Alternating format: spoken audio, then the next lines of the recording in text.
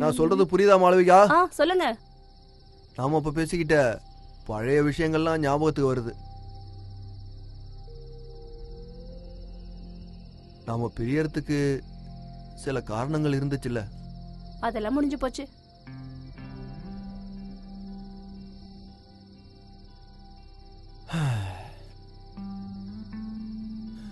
நான் உன்னை இப்படி பாப்பன்னு எதிர்பார்க்கவே இல்லை. உன்னை நான் ஒரு ஆக்சிடென்ட்ல இருந்து காப்பாத்தினேன். அதுக்கப்புறம் நான் சொல்ல வந்தது என்னன்னா, ஆனா நீ என்ன பார்த்ததுக்கு அப்புறமும் தெரியாத மாதிரி இருந்தல்ல?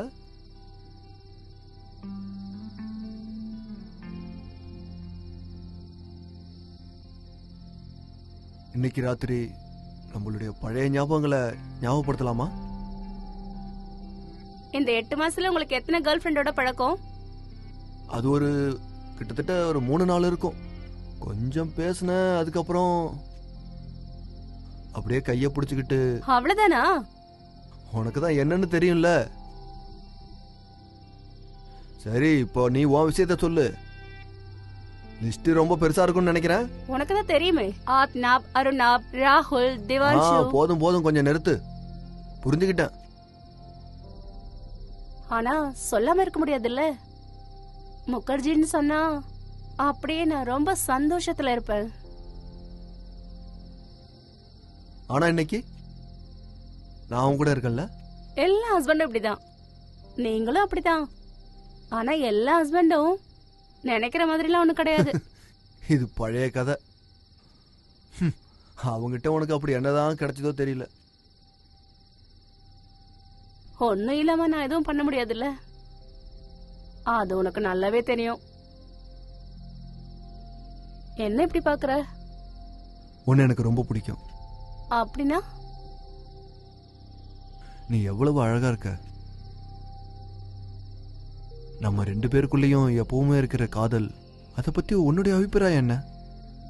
நீ என்னைக்கும் என் கூடயே இருக்கணும், இல்லனா நிரந்தரமா என் கூடயே இருந்துடணும். நீ எப்பவும் இப்படிதான். ஏய்,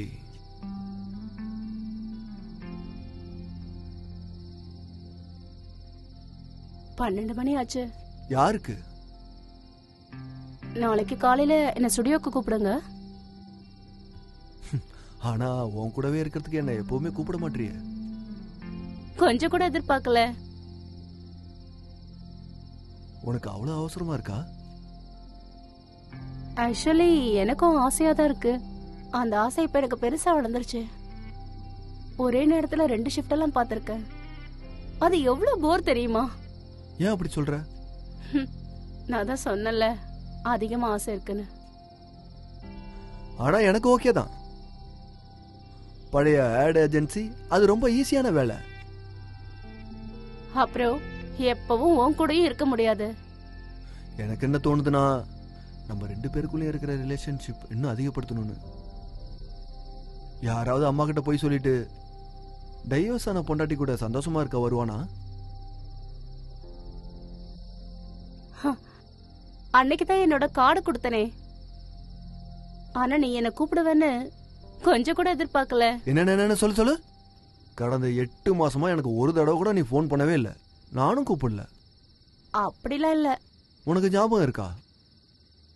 நீ வீட்டை விட்டு வெளியே வந்திய அன்னைக்கு அந்த விஷயம் ஞாபகம் இருக்கா? ஆபீஸ்க்கு போன் பண்ணிய. நான் அதை நினைக்கிறதே இல்ல. என்னதான் நீ இப்படி இருந்தாலும் உன்னை எப்பவுமே என்னால வெறுக்கவே முடியல.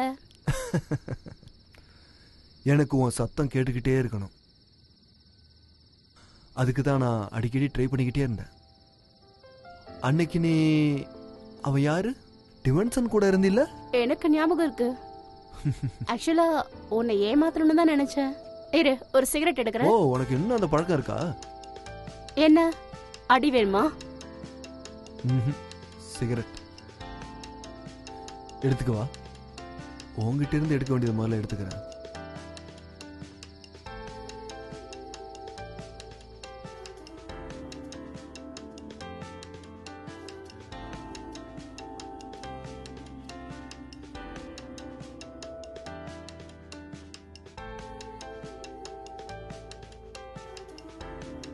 இருட்டில் வாழ்வின் உண்மையை உணர்த்திய நேரம்.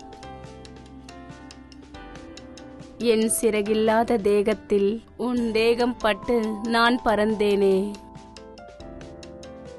படர்ந்து நீ என் மீது படர்ந்து என் இருதயத்தில் நின்றாய். உருகி உன் ஆத்மாவில் நான் விழுந்து நான் உன்னுள் செல்கிறேன்.